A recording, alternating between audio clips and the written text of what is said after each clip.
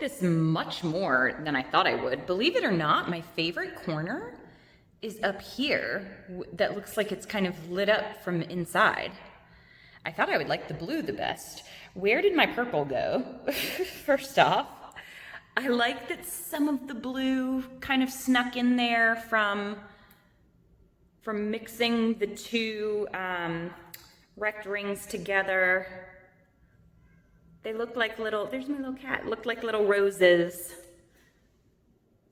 Very, very interesting. I don't know if I like it this way or if I like it with the blue on the top. You guys can let me know, but super cool designs.